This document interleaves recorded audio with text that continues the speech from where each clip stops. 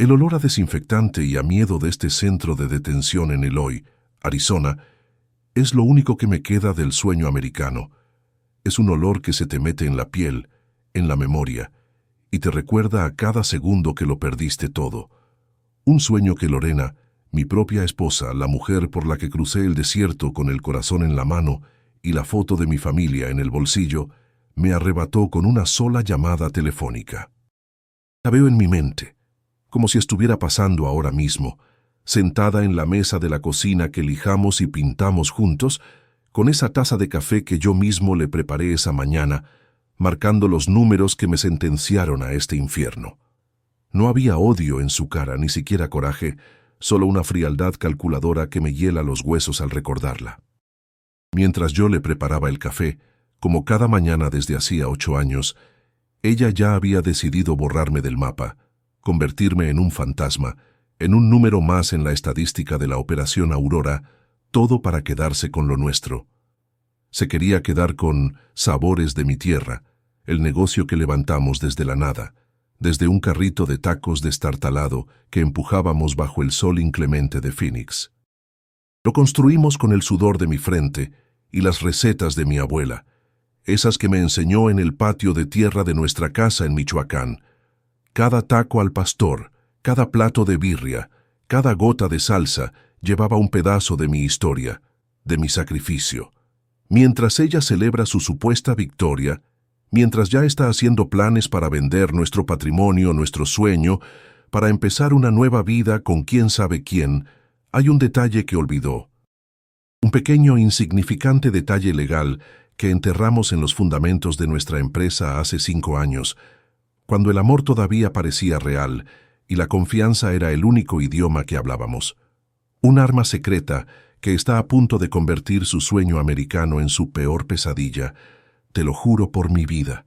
Ella cree que estoy acabado, que desde este agujero no puedo hacer nada más que esperar el avión que me llevará de vuelta al punto de partida, pero se equivoca. Lo que no sabe es que la misma pluma con la que firmó el acta de nuestra empresa, de nuestra S Corporation, fue la misma que firmó su propia sentencia. Olvidó la cláusula 14B, esa que yo insistí en poner, un párrafo que parecía una tontería en ese entonces, una exageración de un inmigrante asustado, pero que ahora es mi única artillería. Mientras ella intenta vender lo que no es suyo, un reloj invisible ha comenzado a correr en su contra. ¿Alguna vez has vivido algo parecido? ¿Has sentido la traición de la persona que más amabas? Déjame en los comentarios desde qué país me escuchas, porque este dolor, te lo juro por lo que más quieras, se siente en todos los idiomas y en todos los rincones del mundo. Y quiero que sepas que aunque nos tumben, siempre hay una forma de levantarse. Todo comenzó como las buenas historias, no con un plan sino con un sueño compartido, con una mirada en una kermés de la iglesia de Santa Cecilia, en el corazón de Phoenix. Yo llevaba apenas 2 años en este país, trabajando de lavaplatos en un restaurante italiano de día y de jardinero los fines de semana. Mis manos siempre estaban agrietadas, mi espalda siempre adolorida, pero mi espíritu estaba intacto. Y entonces la vi a ella, a Lorena. Nacida aquí de padres sonorenses, tenía esa chispa, esa mezcla perfecta de 2 mundos que me desarmó al instante. Hablaba un español mocho y perfecto, lleno de los dichos de su nana y de la jerga de la high school. Se reía fuerte, sin miedo. En un mundo donde yo intentaba ser invisible, ella era un faro de luz. Nos enamoramos con la urgencia de los que no tienen nada que perder y todo por ganar. Juntamos nuestros miserables ahorros con la solemnidad de quien firma un tratado de paz. Yo tenía $1,200, guardados religiosamente en una vieja lata de galletas danesas debajo de mi colchón. Ella, 800, fruto de su trabajo en la caja de un supermercado. Con esos $2,000 compramos un carrito de tacos destartalado, oxidado, que tuvimos que empujar 3 millas hasta el apartamentito que yo compartía con otros 4 paisanos. Yo cocinaba las recetas sagradas de mi pueblo en Michoacán, las carnitas que mi abuelo me enseñó a hacer, la birria con el adobo secreto de mi familia, los tacos al pastor que aprendí a marinar en el puesto de la plaza. Lorena era la cara del negocio, el puente entre mi mundo y el de aquí. Con su sonrisa deslumbrante y su inglés perfecto, convencía a los gringos de probar The Real Mexican Food. Les explicaba qué era la horchata y por qué nuestra salsa era la mejor. Era un equipo perfecto, una sinfonía de dos almas luchando por el mismo sueño. Los primeros años fueron un infierno y un paraíso al mismo tiempo, una dualidad que solo los que han empezado desde abajo pueden entender. Vivíamos en un apartamentito de una recámara en un barrio bravo de Phoenix, un lugar que olía siempre a una mezcla de cebolla, cilantro y esperanza. Dormíamos 4 horas, si teníamos suerte, y trabajábamos 20. Nuestras manos eran un mapa de nuestro sacrificio, siempre agrietadas y adoloridas. Las mías por la cal del nixtamal y el fuego del comal, las de ella por el cloro y el agua helada con la que lavaba los trastes en el carrito. Pero éramos inmensamente felices. Cada dólar que ganábamos era una victoria, una medalla, una promesa de que el futuro sería mejor. Contábamos las monedas al final de cada noche, sentados en el suelo de la cocina, agotados pero sonriendo, planeando cómo compraríamos una olla más grande o un mejor cuchillo. Éramos nosotros contra el mundo. Para el 2020, Sabores de mi tierra ya no era un carrito oxidado, era un pequeño local de verdad, en un centro comercial modesto en Mesa. Teníamos 3 empleados, todos paisanos, y una clientela fiel que hacía fila los fines de semana para probar mis chilaquiles. Fue entonces, en medio del éxito, cuando las cosas empezaron a cambiar, tan sutilmente que al principio no me di cuenta, o quizás no quise darme cuenta. El dinero, que antes era nuestro aliado, el combustible de nuestro sueño, se convirtió en un veneno silencioso que empezó a infiltrarse en las grietas de nuestra relación. Lorena empezó a hablar de nuestro futuro, pero su futuro sonaba cada vez más diferente al mío. Ella quería una casa más grande en un barrio de gringos, un carro del año, vacaciones en Cancún que veía en Instagram. Yo solo quería una cosa: regularizar mi situación migratoria, usar una parte de las ganancias para que el negocio finalmente me patrocinara como el chef ejecutivo que en la práctica ya era. Pero cada vez que sacaba el tema, siempre había una excusa, una razón perfectamente lógica que sonaba a traición. «Que es muy caro, mi amor», me decía con una ternura que ahora sé que era falsa. «Los abogados de inmigración son unos ladrones, nos van a sacar un ojo de la cara. Mejor invertimos ese dinero en el negocio, en remodelar, para que valga más y luego, cuando seamos ricos, arreglamos lo tuyo. Será más fácil». Y yo le creía.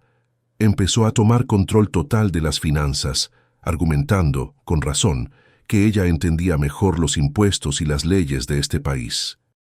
Yo, confiado y agotado por el trabajo en la cocina, la dejé. Creía ciegamente que éramos un equipo, que su victoria era la mía. ¡Qué pendejo fui!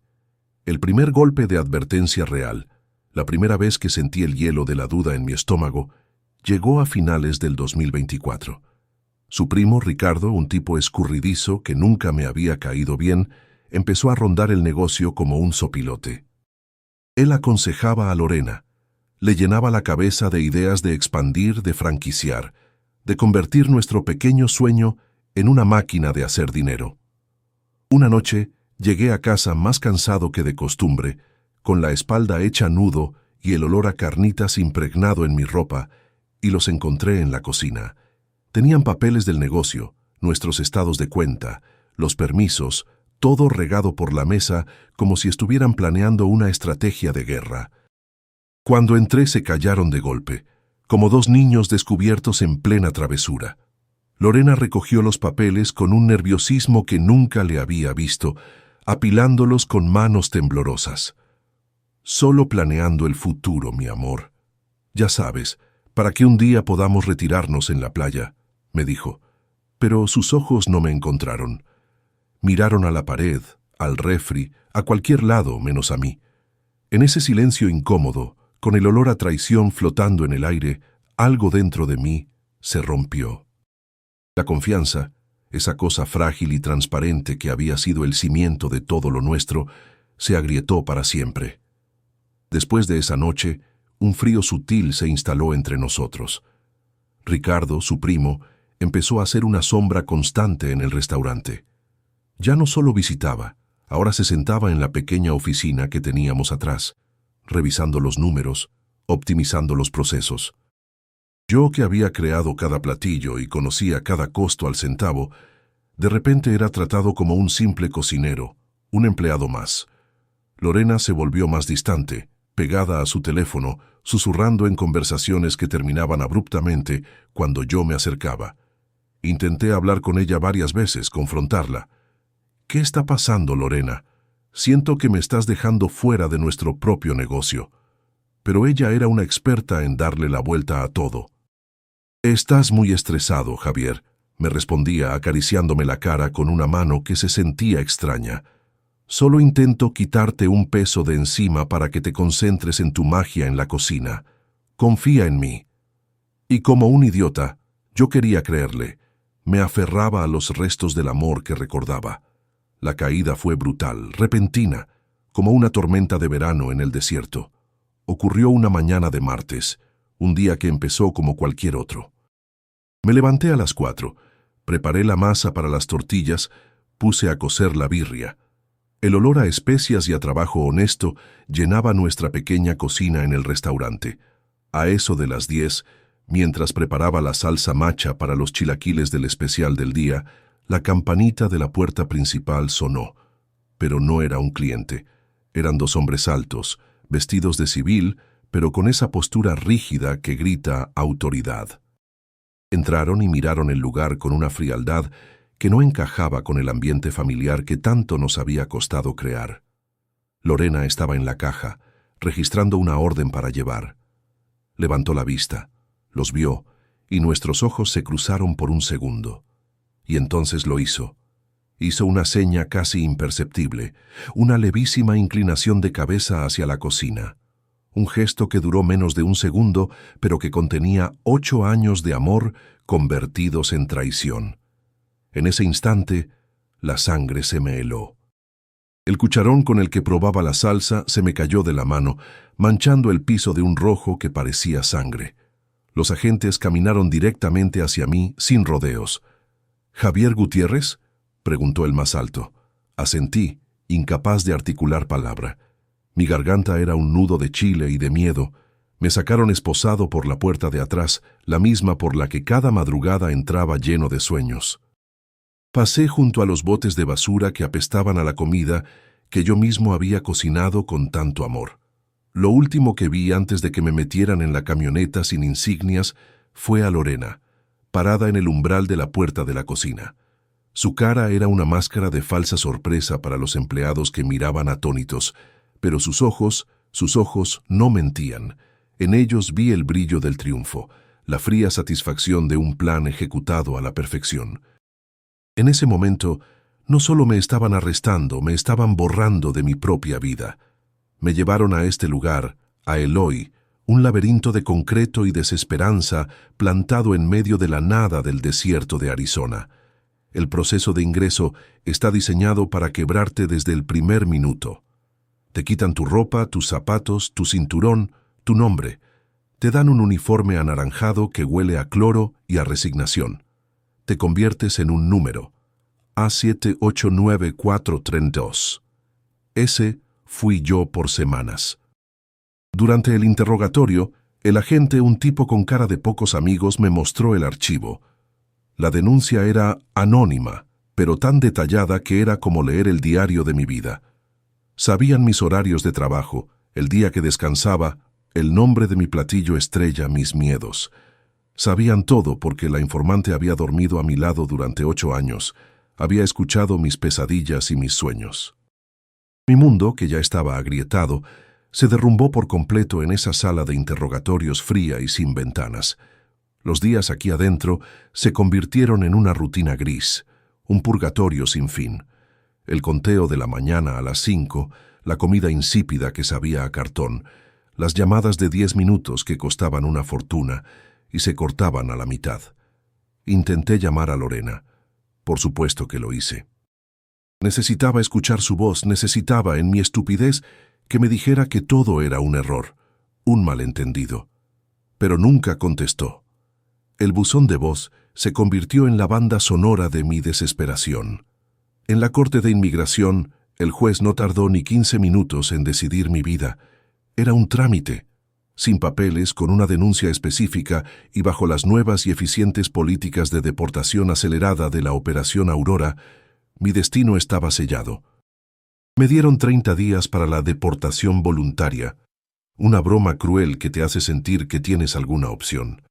30 días para despedirme de la vida que había construido con mis propias manos durante una década. Fue en una de esas llamadas carísimas y cortadas, hablando con mi hermana en Michoacán, que todo cambió. Le contaba que me deportaban, que lo había perdido todo, mi voz ahogada por la impotencia y la vergüenza. Y mientras le explicaba que Lorena se quedaría con el negocio, con la casa, con todo, una imagen vino a mi mente, un recuerdo enterrado bajo años de trabajo y confianza ciega. El recuerdo de un hombre viejo, un cliente del restaurante, el señor Goldstein, un abogado judío retirado que amaba mis tacos de lengua y que un día, mientras comía en la barra, me dio un consejo que en su momento me pareció de película. «Kid», me dijo con su acento de Nueva York, «en los negocios y en el amor siempre, pero siempre, ten un seguro. La gente buena se vuelve mala cuando hay dinero de por medio». Y entonces, en medio del ruido del centro de detención, lo recordé. Recordé el detalle. El arma secreta. Hacía 5 años, cuando el negocio empezó a despegar de verdad y dejamos el carrito para abrir el local, el señor Goldstein me había insistido en que no fuéramos solo socios de palabra. Me recomendó a un colega suyo, un abogado corporativo que nos ayudó a estructurar la empresa correctamente. Yo no sabía nada de esas cosas, de corporaciones ni de estatutos, pero el abogado fue muy claro. Creamos una S Corporation y redactamos un estatuto de operación muy específico. Lorena y yo éramos socios al 50%, pero había una cláusula, la cláusula 14CB, que yo mismo insistí en incluir, aterrado por mi vulnerabilidad como indocumentado. Decía en un lenguaje legal y enredado algo muy simple. Para cualquier venta de activos, solicitud de préstamos mayores a $10,000 o la disolución de la empresa, se requería la firma notariada y presencial de ambos socios. Y aquí venía lo bueno. Si uno de los socios estaba incapacitado, encarcelado o fuera del país, la empresa entraría automáticamente en un estado de administración fiduciaria temporal. Lorena la firmó sin siquiera leerla, apurada porque tenía una cita en el salón de belleza. «Ay, mi amor, qué exagerado eres. ¿Cuándo va a pasar algo así?», me dijo riéndose. Esa risa ahora resonaba en mi celda como el dulce eco de mi futura venganza. Usando los últimos minutos de mi llamada, marqué el número del viejo abogado. «Señor Goldstein», le dije cuando contestó, «soy Javier, el de los tacos. Necesito activar la cláusula 14B». Se hizo un silencio al otro lado de la línea, un silencio cargado de años y de sabiduría. Pude casi oler el puro que el señor Goldstein siempre fumaba en su oficina. Finalmente, lo escuché soltar una risa seca, corta. «Claus 14B», dijo, y pude imaginar su sonrisa torcida. Sabía que esa pequeña belleza serviría para algo algún día. La gente siempre se olvida de leer la letra pequeña, Javier, especialmente cuando están enamorados o son avariciosos. Le expliqué la situación a toda prisa, con el miedo de que el guardia me cortara la llamada en cualquier momento. Le conté de la denuncia, de la deportación inminente. Él escuchaba sin interrumpir. «No te preocupes por nada, muchacho», dijo cuando terminé, su voz ahora seria, la voz del tiburón que sabía que era. «Tú concéntrate en mantenerte a salvo. Yo me encargo de la señorita Lorena. A partir de este momento, Sabores de mi Tierra está oficialmente en el limbo legal. Ella no podrá mover ni un clavo sin que yo me entere». Colgué el teléfono sintiendo algo que no había experimentado en semanas. Una pequeña, diminuta brasa de esperanza en el congelador de mi pecho. La justicia, cuando llega, no siempre hace ruido. A veces es un silencio, una notificación oficial, una cuenta de banco congelada en el momento más inoportuno. Mientras yo contaba las horas para mi deportación, Lorena, sintiéndose la dueña del mundo, hizo su primera gran jugada. Puso el restaurante en venta. Contrató a uno de esos brokers de negocios con traje caro y dientes demasiado blancos. Según supe después por los reportes del fiduciario, recibió una oferta jugosa casi de inmediato, de una de esas cadenas de comida mexicana que venden tacos en tortilla dura y que quería nuestra ubicación privilegiada. Me la imagino celebrando con su primo, brindando con un tequila caro que seguramente pagó con la tarjeta del negocio, planeando su nueva vida, la vida que me había robado, escogiendo los colores para su carro nuevo, buscando casas en Scottsdale. Estaba tan cerca de conseguirlo todo, tan ciega en su victoria, que no vio el hielo fino bajo sus pies. El día que fue al banco para solicitar los estados de cuenta finales y cerrar el trato de venta, se encontró con una pared. La gerente del banco, una mujer asiática muy estricta que siempre me saludaba por mi nombre, la recibió con una sonrisa helada. Lo siento, señora Gutiérrez, pero su acceso a las cuentas de la empresa ha sido bloqueado. Me imagino la confusión en la cara de Lorena, seguida por la ira. ¿Cómo que bloqueado? Soy la dueña. La gerente, sin inmutarse, le explicó con una voz monótona y profesional que, según los estatutos de la corporación y a petición directa del abogado constituyente, el señor David Goldstein, todos los activos de Sabores de mi Tierra S. Corp. Estaban ahora bajo administración fiduciaria. No podía tocar un solo centavo, no podía vender una silla, no podía ni comprar los aguacates para el guacamole. El negocio que me había robado era ahora, oficialmente, su jaula dorada. El pánico de Lorena debió ser un espectáculo digno de verse. El abogado Goldstein, un tiburón de la vieja escuela, ejecutó el plan con una precisión quirúrgica. Nombró a un administrador temporal, un contador forense jubilado, un tipo eficiente y sin alma que empezó a auditar cada dólar que entraba y salía del negocio. Lorena, que había estado usando la tarjeta del negocio para sus bolsas de marca, sus cenas en restaurantes caros y sus viajes de fin de semana, de pronto tuvo que justificar hasta la compra de servilletas. Su primo Ricardo, que figuraba en la nómina con un sueldo generoso como consultor estratégico, fue despedido de inmediato por ser un gasto innecesario. La venta del restaurante, por supuesto, se canceló. La cadena de restaurantes se retiró, asustada por el nido de avispas legal en el que estaban a punto de meterse. Lorena estaba atrapada. Tenía la obligación de seguir operando el restaurante porque los gastos fijos, la renta, los servicios, los sueldos de los empleados, seguían corriendo. Pero no podía acceder a un solo dólar de las ganancias. Fui deportado un martes, como estaba previsto. Aterricé en el aeropuerto de Morelia con una maleta pequeña, la misma ropa con la que me arrestaron y el corazón hecho pedazos. El olor de la tierra mojada, el bullicio de mi gente, todo me parecía ajeno, como si estuviera viendo una película de mi propia vida. Pero esta vez, el dolor venía mezclado con una extraña calma, la calma del que sabe que, aunque perdió la batalla del día, está a punto de ganar la guerra. La humillación de la deportación era temporal. La lección que Lorena estaba a punto de aprender sería para siempre. Mientras mis tíos me abrazaban con lágrimas en los ojos, yo solo podía pensar en la llamada que Lorena seguramente estaba haciendo a su abogado, una llamada llena de furia y confusión. El juego había cambiado. Desde el pequeño café internet del pueblo de mi familia, con una conexión más lenta que una tortuga, yo dirigía la orquesta. Lorena, desesperada, intentó demandar para disolver la sociedad, para anular la cláusula. Pero la 14B era una muralla de acero legal. El juez, después de revisar los estatutos que ella misma había firmado, dictaminó que, hasta que yo no estuviera físicamente presente en una notaría de Arizona para estampar mi firma, nada podía hacerse. La ironía era tan perfecta que dolía. La misma deportación que ella había provocado con su denuncia era ahora el impedimento legal que le prohibía quedarse con todo. Su victoria era su propia condena. Estaba encadenada al negocio que me había arrebatado, obligada a mantenerlo a flote, mientras yo, desde miles de kilómetros de distancia, esperaba pacientemente.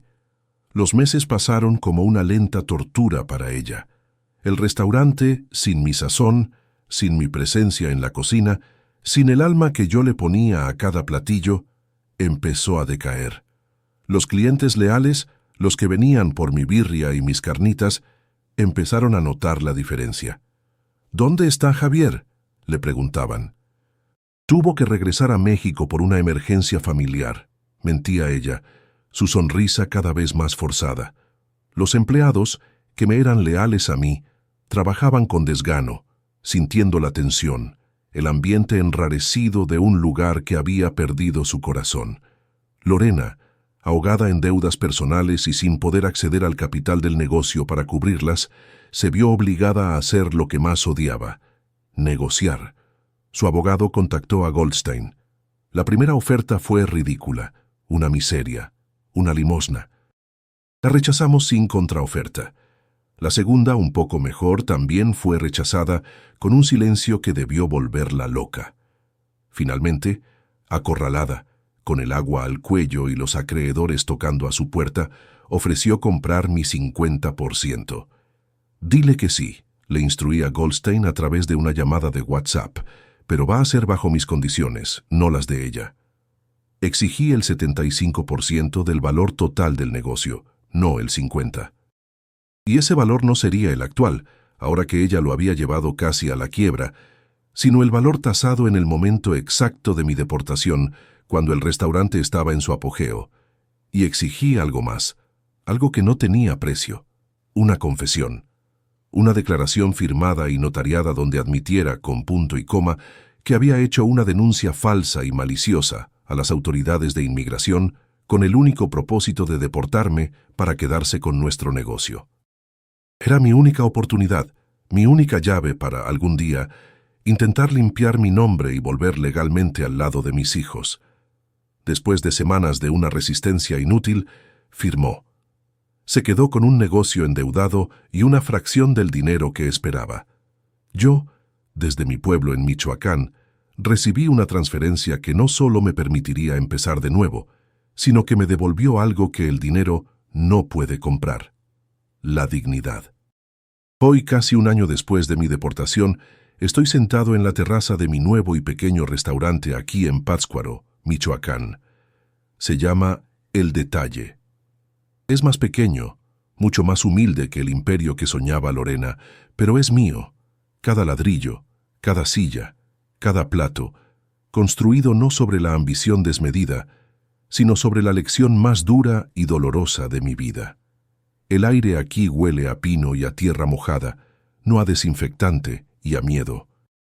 El dinero que recibí de la venta forzada de mi parte del negocio no lo usé para comprar lujos, lo usé para reconstruirme.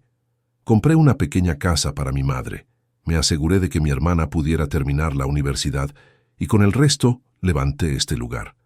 Un lugar donde la comida no solo alimenta el estómago, sino que cuenta una historia.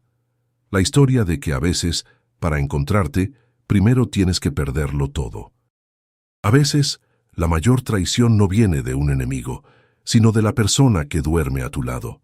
Aprendí que el amor, sin lealtad, es solo una transacción, y que la verdadera familia no siempre se mide por la sangre o por un papel firmado en una corte, sino por quién está contigo en la tormenta, por quién te pasa un pañuelo cuando estás en el suelo.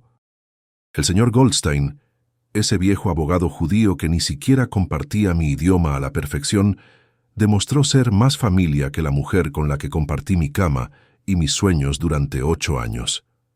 Él no lo hizo por dinero. Lo hizo porque creía en la justicia, porque vio en mí a un muchacho trabajador al que la vida le estaba jugando una mala pasada. Esa es una deuda que nunca podré pagarle. De Lorena no he vuelto a saber nada directamente. Supe por un antiguo empleado que a veces me escribe que finalmente tuvo que vender sabores de mi tierra. Lo malbarató por una miseria, solo para pagar las deudas que había acumulado y los honorarios de los abogados. El nuevo dueño cambió el nombre y el menú. De nuestro sueño, de nuestro sudor, no queda nada más que un local con otros colores y otro nombre.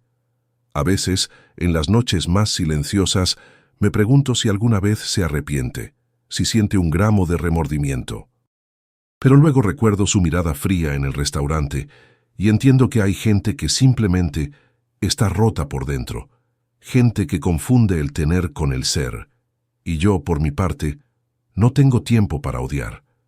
Estoy demasiado ocupado construyendo mi futuro. Esa confesión que le arranqué, ese papel firmado con la tinta de su desesperación, es más que una victoria moral. Es mi boleto de vuelta. Con ese documento en mano, he iniciado un proceso con una abogada de inmigración aquí en México para solicitar una visa U, una visa especial para víctimas de ciertos crímenes que han colaborado con la justicia. La confesión de Lorena, donde admite haber hecho una denuncia falsa para cometer un fraude, es la pieza central de mi caso. Es un camino largo, incierto, lleno de burocracia y de esperas, pero por primera vez en mucho tiempo tengo una esperanza real y tangible de poder regresar. No para reclamar lo que fue, sino para construir algo nuevo, para poder ver a mis sobrinos, que ya son ciudadanos americanos, crecer, para demostrar que nadie, ni siquiera el sistema, puede borrar la huella que dejamos cuando actuamos con honestidad. Si estás pasando por algo parecido, si te sientes traicionado, derrotado, si crees que lo has perdido todo, quiero que escuches bien. Aunque te quiten el negocio, la casa, el país, hay algo que nunca te pueden quitar. ¿Quién eres? Lo que sabes hacer y la dignidad con la que te enfrentas a la vida. Lorena creyó que sin el restaurante yo no sería nada, porque para ella el negocio lo era todo. Pero se equivocó. Yo no era el negocio. Yo soy el sazón, soy las manos que trabajan, soy la memoria de mi abuela en cada platillo. Y eso me lo puedo llevar a cualquier parte del mundo. ¿Has tenido que empezar de cero alguna vez? Cuéntame tu historia en los comentarios, para que todos los que leemos esto sepamos que no estamos solos en esta lucha. Aquí, en la cocina de El Detalle, mientras el sol de la tarde se filtra por la ventana y dora las paredes de adobe, he encontrado una paz que el dinero nunca me dio. Mis clientes no son ejecutivos de grandes empresas, son la gente de mi pueblo, son turistas que buscan algo auténtico. Vienen por la comida, pero se quedan por las historias. Les cuento de mi abuela, de cómo me enseñó a escuchar al maíz cuando está listo, a respetar el tiempo lento del fuego. No les cuento mi historia de traición, no todavía, pero está en cada plato que sirvo. Está en el cuidado, en la honestidad de los ingredientes, en la prueba de que incluso después del invierno más crudo, siempre se puede volver a florecer. Mi sueño ya no es tener una cadena de restaurantes ni una casa en un barrio lujoso. Mi sueño es más simple, más real. Es ver la sonrisa de un cliente después de probar mi mole. Es poder mandarle dinero a mi familia sin el miedo de que un día me lo echen en cara. Es, quizás algún día, recibir esa llamada de la embajada, esa que me permita volver no como un fantasma que huye, sino como un hombre que, a pesar de las cicatrices, nunca dejó de luchar por su dignidad. Lorena se olvidó de un detalle en un contrato, pero yo aprendí que la vida está llena de ellos. Y el detalle más importante es este: nunca, pero nunca te olvides de quién eres y de lo que vales, porque eso es lo único que nadie te podrá arrebatar. El otro día un cliente, un gringo que se retiró aquí en Pátzcuaro, me dijo algo que se me quedó grabado. Javier, me dijo después de terminarse un plato de corundas, "This is not just food, this is soul." Comida con alma. Sonreí y le di las gracias. Tenía razón. Le había puesto toda mi alma a sabores de mi tierra, y Lorena intentó robármela. Pero el alma, amigo mío, el alma no se puede vender, no se puede robar y no se puede deportar. El alma siempre encuentra el camino de regreso a casa, a veces a una casa nueva que no sabías que estabas buscando. Y mi casa por ahora está aquí, entre el olor a leña y el sonido de la gente feliz. Y eso, por ahora, es más que suficiente. El dinero llegó a mi cuenta en México en una mañana gris y lluviosa. Recuerdo ver la cifra en la pantalla del cajero, una cantidad que representaba años de mi vida, de mi sudor, y no sentí la explosión de alegría que uno esperaría. Sentí un peso, el peso de la victoria amarga. Cada billete en esa cuenta estaba manchado por la traición, por noches de insomnio, por la humillación de una celda. No era dinero para celebrar, era dinero para sanar. Me senté en la banca de la plaza de Pátzcuaro, viendo a la gente pasar, y tomé una decisión. No usaría ese dinero para replicar el sueño que se había podrido. No más locales grandes, no más ambiciones de franquicias. Usaría una parte para construir algo pequeño, algo honesto, algo que me recordara cada día la lección que había aprendido. Un lugar donde la comida no fuera un negocio, sino un pacto de confianza entre el que cocina y el que come. Así nació la idea de El Detalle. Levantar un negocio en México después de más de una década fue como aprender a caminar de nuevo. Me enfrenté a una burocracia que no recordaba, a permisos, a inspectores, a la mordida que se esperaba en cada esquina. Fue una lucha diferente, no contra el cansancio físico, sino contra un sistema diseñado para desgastar. Encontré un local pequeño, con paredes de adobe y un patio trasero lleno de bugambilias, y me dediqué a restaurarlo con mis propias manos, igual que había hecho con el primer local en Mesa. Cada clavo que martillaba, cada pared que pintaba, era un acto de reafirmación. Mis viejos empleados de Arizona, al enterarse de mi nuevo proyecto, organizaron una colecta entre ellos y me enviaron una batidora industrial de segunda mano. «Para que empiece con el pie derecho, jefe», decía la nota. Lloré al recibirla. Esa batidora, enviada con el cariño de mi verdadera familia, valía para mí más que todo el dinero que Lorena me había robado. Justo cuando empezaba a sentir que tenía el control de mi vida de nuevo, llegó la llamada de Goldstein. La solicitud para la visa U, basada en la confesión de Lorena, había encontrado su primer obstáculo. IC está argumentando que el fraude financiero, aunque es un crimen, no siempre califica como una actividad criminal sustancial que cause un abuso físico o mental significativo, como lo requiere el estatuto de la visa, me explicó con su tono pragmático. El abogado de Lorena, en un intento de salvar su propio pellejo, está minimizando el impacto, diciendo que fue una simple disputa de negocios que se salió de control. La esperanza que había empezado a crecer en mí se encogió de golpe. Estaba de nuevo en el limbo, mi futuro dependiendo de la interpretación de un burócrata en una oficina a miles de kilómetros de distancia. La lucha legal, lejos de terminar, apenas comenzaba a mostrar sus verdaderos dientes. Y entonces, como si el universo quisiera probar los límites de mi resistencia, el primo Ricardo resurgió de las sombras. Una noche, mi teléfono vibró con un mensaje de un número desconocido.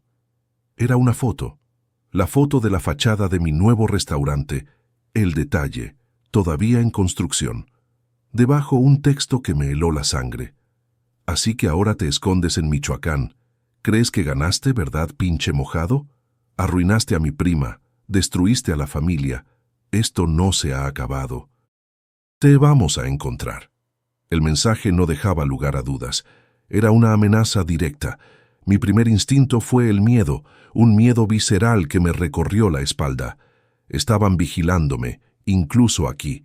Por un momento, la idea de vender todo y desaparecer en algún rincón olvidado de México cruzó mi mente. Pero entonces, el miedo dio paso a la rabia. Una rabia fría, contenida. Ya no era el mismo Javier que se dejaba pisotear. Inmediatamente tomé una captura de pantalla del mensaje y se la envié a Goldstein. Mira esto, la familia de Lorena no se rinde. No esperé a que el miedo me paralizara. A la mañana siguiente fui a la comandancia de policía de Pátzcuaro y presenté una denuncia formal por amenazas. El oficial me miró con escepticismo al principio. Otro pleito de familia, pensaría.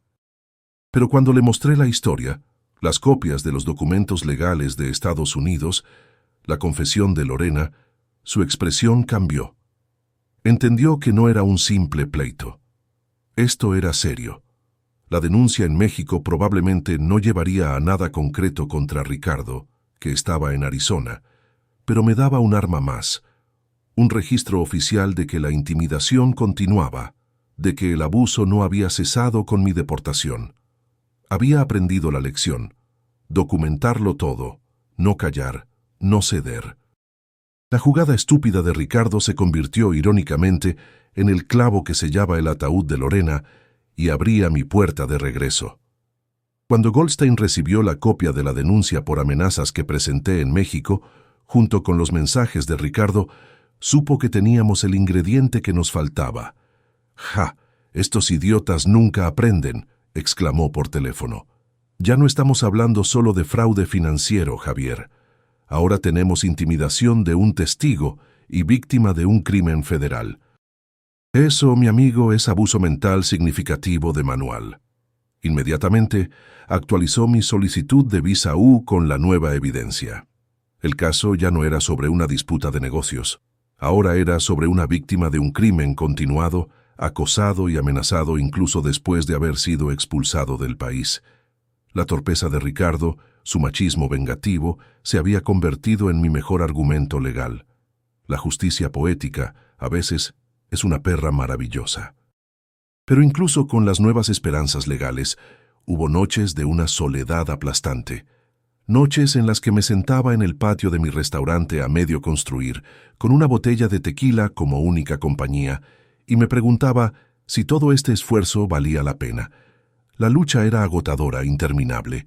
Había ganado el dinero, sí, pero había perdido mi hogar, mi sentido de pertenencia. Era un extranjero en Estados Unidos, y ahora, después de tantos años, me sentía también un extranjero en mi propia tierra. La gente me recordaba, pero no me conocía. Yo había cambiado. El pueblo había cambiado. ¿Para qué luchaba tanto por volver a un lugar que quizás ya no existía para mí? En esos momentos de duda, el fantasma de Lorena se reía en mi cabeza, diciéndome que al final ella había ganado.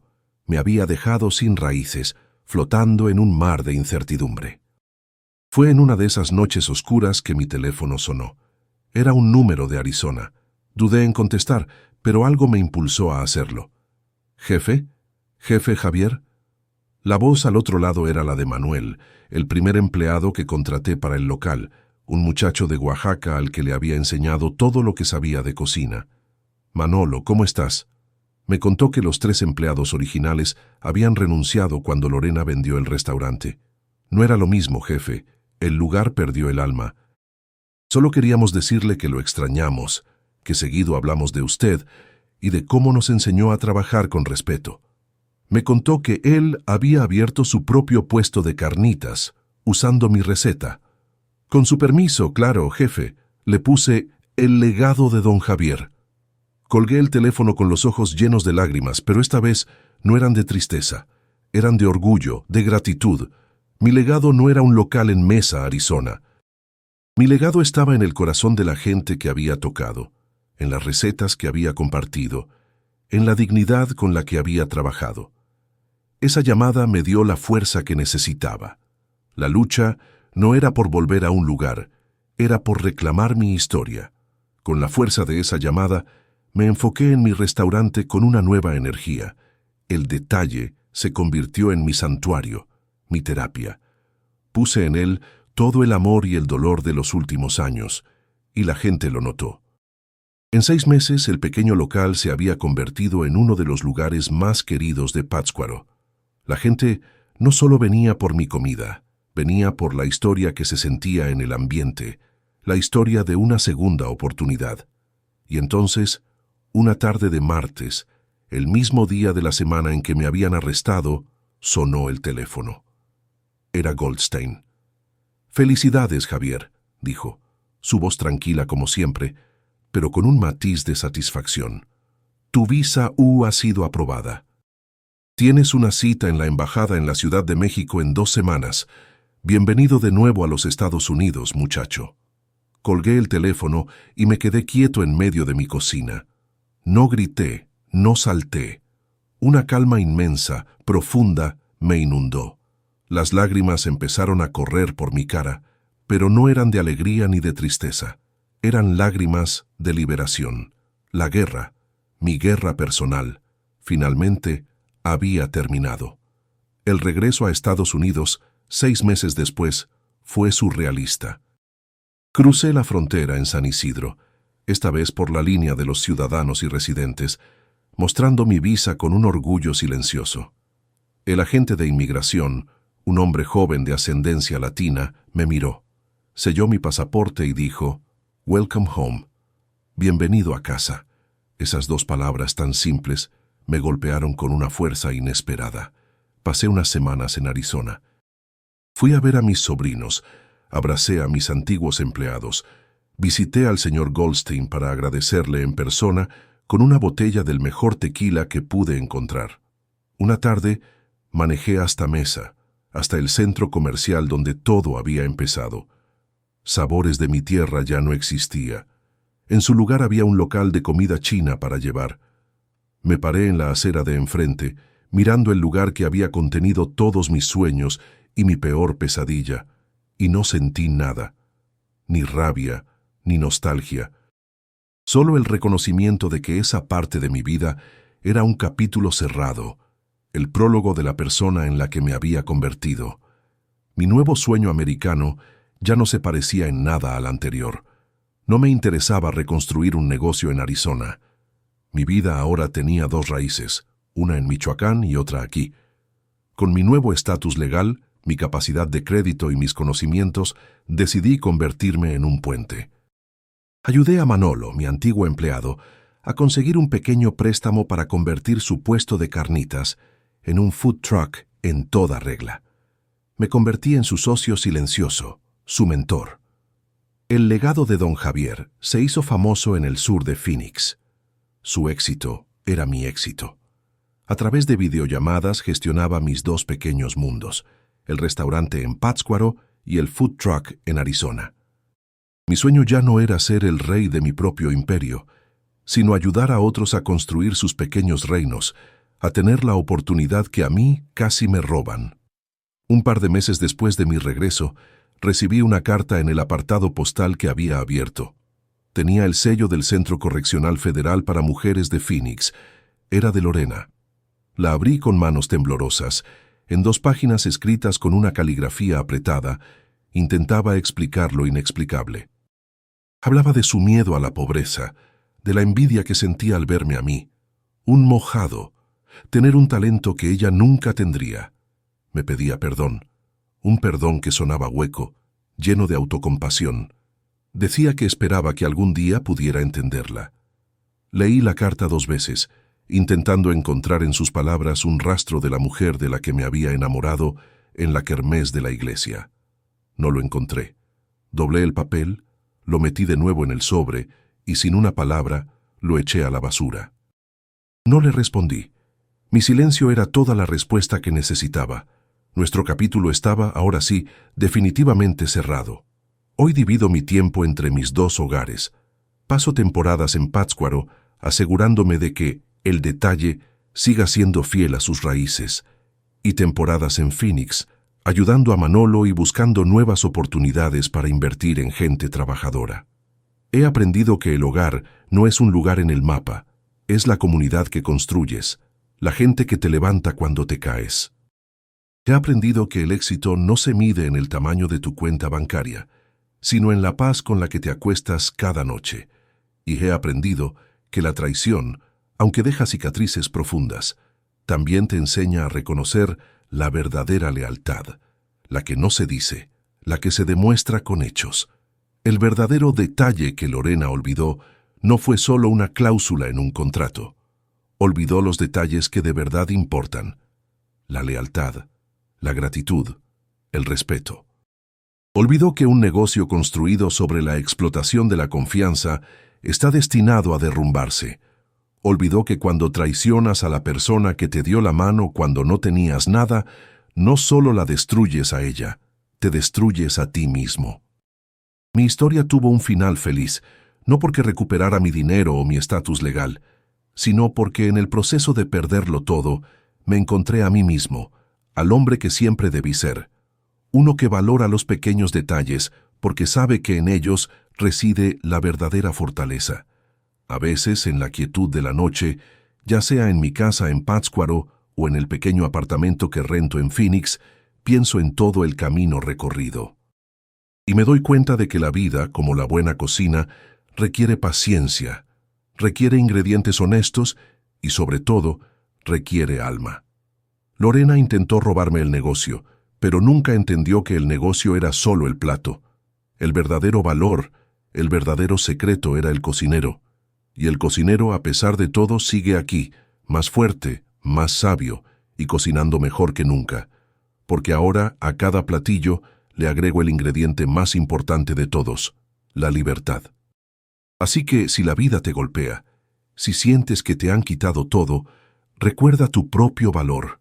Recuerda que las recetas más importantes, las de la resiliencia, la dignidad y la esperanza, las llevas dentro de ti. Nadie te las puede robar. Y con ellas, siempre, siempre, puedes volver a empezar. Gracias por escuchar mi historia. Me ha ayudado a sanar el contarla.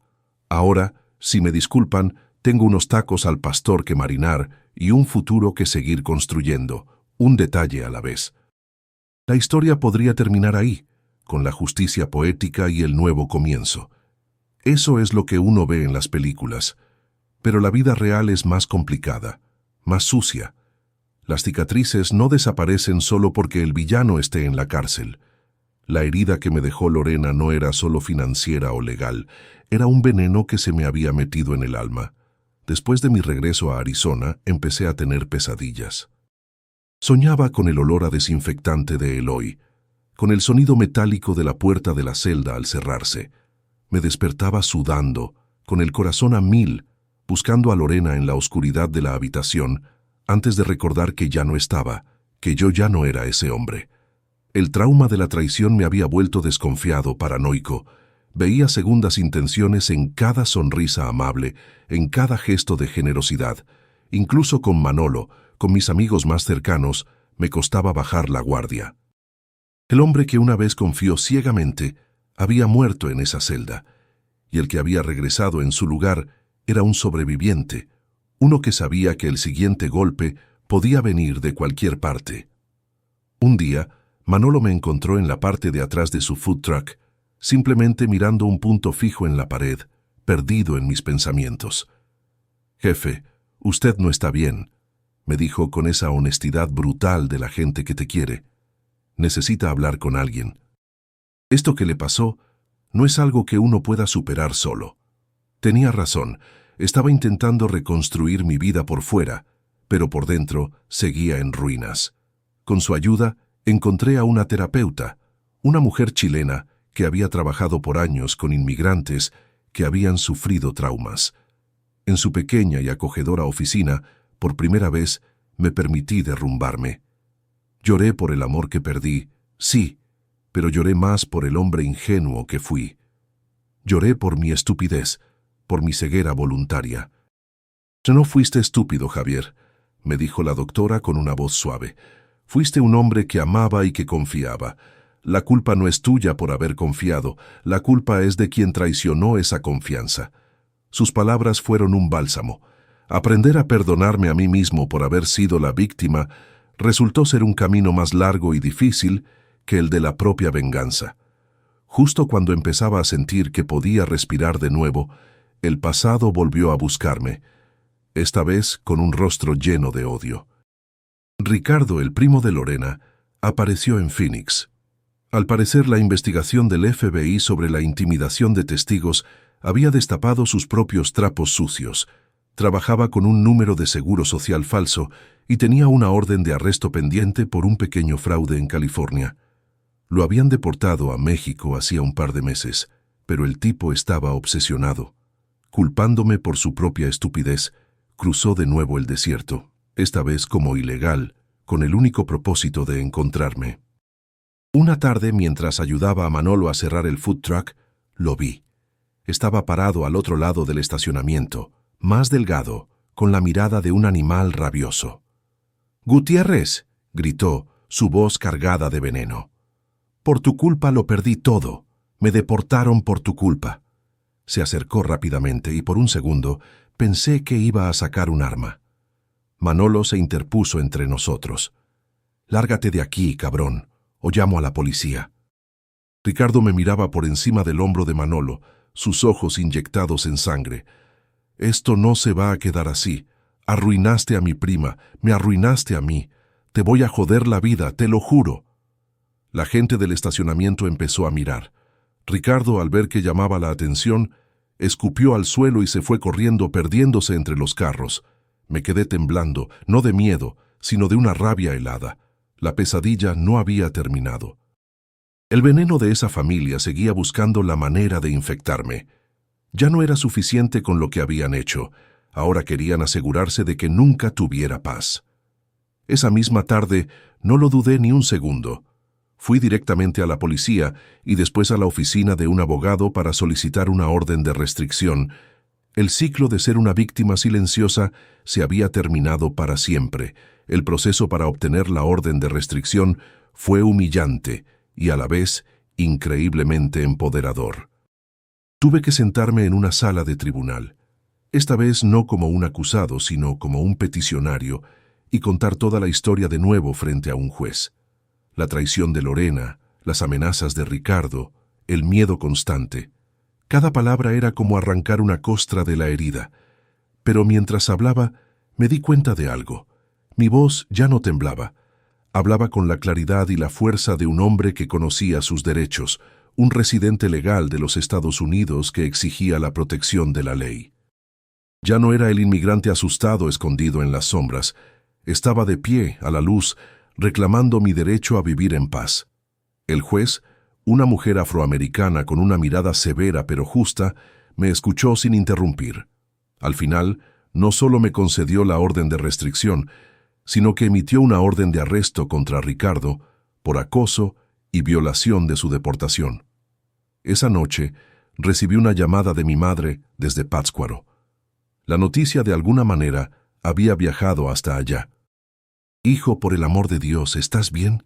Su voz estaba llena de pánico y de una culpa que me partió el corazón. «Esto es culpa nuestra. Esa maldad de Ricardo, de Teresa, salió de nuestra familia». Tuve una larga conversación con ella, una de las más honestas y dolorosas de mi vida. Le hablé del trauma, del miedo, pero también le dije que no era su culpa. Le hablé de cómo las familias a veces se enferman por el dinero, por la envidia, por los secretos. Y le conté de la terapia, de cómo estaba aprendiendo a sanar. «Estamos muy orgullosos de ti, mijo», me dijo al final, su voz ahogada por el llanto. «Te quitaron todo, y mírate, sigues de pie, más fuerte que nunca». Esa conversación sanó una parte de mí que no sabía que seguía rota. Unas semanas después, el señor Goldstein me llamó con una propuesta inesperada. «Javier, hay un grupo de estudiantes de Derecho en la universidad que tienen una clínica legal gratuita para inmigrantes. Quieren que vayas a hablar con ellos, a contar tu historia. Creen que tu caso puede enseñarles más que cualquier libro de texto». Mi primer impulso fue negarme. Revivir el dolor una vez más frente a un grupo de extraños me parecía una tortura. Pero Goldstein insistió. «A veces la mejor manera de sanar tus propias heridas es ayudar a otros a vendar las suyas». Fui. Hablé durante 1 hora con el corazón en la mano. No conté la versión heroica de la historia, sino la real, la del miedo, la de la soledad, la de la duda. Cuando terminé, hubo un profundo silencio, y luego uno de los estudiantes, un muchacho joven con cara de asustado, levantó la mano. «Mi padre está pasando por algo parecido con su jefe», dijo. «¿Qué le aconsejaría?». En ese momento, descubrí un propósito que no sabía que tenía. La orden de restricción funcionó. Ricardo fue arrestado un par de semanas después, tratando de conseguir trabajo en un taller mecánico. Fue procesado y sentenciado a tiempo en prisión antes de una segunda, y esta vez mucho más permanente, deportación. La amenaza física había desaparecido. Me sentía seguro por primera vez en mucho tiempo. Empecé a enfocarme de lleno en mis proyectos. El food truck de Manolo en Phoenix era un éxito rotundo, y el Detalle en Pátzcuaro se había ganado una reputación que atraía a gente de otras ciudades. Mi pequeño imperio no era de ladrillos y dinero como el que Lorena había soñado. Era un imperio de resiliencia, de comunidad, de buena comida hecha con honestidad. Era un puente entre mis dos mundos, un testimonio de que se puede pertenecer a dos lugares a la vez, si tienes el corazón en ambos. Era algo que Lorena, con toda su ambición, nunca podría entender y mucho menos tocar. Hoy, cuando miro al espejo, ya no busco al hombre que fui, a ese Javier ingenuo que creía que el amor y el trabajo duro eran suficientes para blindar una vida. Ese hombre murió en el hoy, el que está aquí ahora es otro, uno con más canas en la barba y más arrugas alrededor de los ojos. Uno que entiende que el mundo no es blanco y negro, y que a veces la gente que más dice quererte es la que tiene el cuchillo más afilado. Pero no soy un hombre amargado. Soy un hombre que ha aprendido a leer la letra pequeña de la vida, a valorar la lealtad por encima del oro, y a entender que la verdadera fuerza no está en no caer nunca, sino en saber cómo coño levantarte cada vez que te tiran. La traición de Lorena fue el fuego que me consumió, pero de esas cenizas renació algo más fuerte, algo que no se quema tan fácil. El sueño americano es una frase que ahora me suena extraña. Durante años creí que lo estaba viviendo. El negocio exitoso, la casa en los suburbios, la familia perfecta. Pero era un sueño prestado, construido sobre un cimiento de mentiras que yo no veía y sobre una vulnerabilidad que Lorena supo explotar. Mi verdadero sueño americano, lo descubrí después, no se trataba de tener sino de ser. Se trata de tener un estatus legal que te permita caminar con la frente en alto. Se trata de poder defenderte con la ley en la mano. Se trata de usar tu éxito no para comprar cosas más grandes, sino para tenderle la mano al que viene detrás de ti, como Manolo, y ayudarlo a subir. Ese es un sueño que nadie te puede embargar, que nadie te puede deportar. Mucha gente me pregunta si he perdonado a Lorena. La respuesta es complicada. No sé si alguna vez podré perdonar el acto, la frialdad con la que planeó mi destrucción, pero he aprendido que el rencor es un veneno que te tomas tú, esperando que le haga daño al otro. Y yo ya no quiero más veneno en mi vida. Así que he decidido soltarla. La he soltado de mis pensamientos, de mis pesadillas. Su castigo no es la cárcel, es vivir con el conocimiento de lo que hizo, de lo que perdió. Su castigo es ella misma. Mi perdón o la falta de él ya es irrelevante. Yo elijo la paz. Elijo enfocar mi energía en la gente que sí lo merece, en mi familia, en mis amigos, en mi comunidad. Esta crisis, paradójicamente, me devolvió a mi verdadera familia. Durante años, mi relación con mis padres y mi hermana en México se basó en la transacción del envío de dinero. Era una relación de dependencia, no de conexión real. La traición de Lorena lo rompió todo, pero nos obligó a reconstruir desde cero, esta vez sobre una base de honestidad. Hablamos de verdad, de los resentimientos, de las expectativas no cumplidas, de los años de distancia. Hoy, mi madre y yo hablamos cada 2 días, no para que me pida dinero, sino para preguntarme cómo estoy, para contarme los chismes del pueblo. He recuperado a mi familia, y esa es una ganancia que no se puede medir en dólares. También aprendí que la familia a veces la encuentras en los lugares más inesperados. El señor Goldstein, un hombre de una cultura y una generación completamente diferentes a las mías, luchó por mí con una lealtad que mi propia esposa nunca tuvo. Manolo y mis antiguos empleados me defendieron y me demostraron una solidaridad inquebrantable. La doctora chilena me enseñó a sanar heridas que ni siquiera sabía que tenía. Esta gente es mi familia ahora. La que se elige, la que se construye con actos de bondad y de respeto mutuo. Son el recordatorio constante de que, aunque hay oscuridad en el mundo, también hay una luz inmensa en la decencia de la gente común. Al final, todo se redujo a los detalles. El detalle. El restaurante que abrí en Pátzcuaro se llama así por la cláusula 14b, pero con el tiempo he entendido que el nombre significa mucho más. Fue el detalle de un cliente aconsejándome, el detalle de mis empleados haciendo una colecta, el detalle de Manolo defendiéndome de Ricardo, el detalle de mi madre sintiendo la culpa en su voz, el detalle de un abogado que decidió hacer lo correcto. La vida, la justicia, la felicidad, todo reside en esos pequeños detalles que a menudo pasamos por alto. Lorena se enfocó en el gran premio, en el dinero, en el negocio y en su ambición. Se olvidó de los pequeños detalles que sostienen el mundo, y por eso lo perdió todo. Así que mi mensaje para ti, que has tenido la paciencia de escuchar mi larga historia, es este. No subestimes el poder de los detalles, en tus relaciones, en tu trabajo, en tu comunidad. Presta atención, guarda los recibos, documenta las promesas, pero más importante aún, cultiva los detalles buenos. Una llamada a un amigo, un acto de bondad sin esperar nada a cambio, una palabra de aliento a quien lo necesita.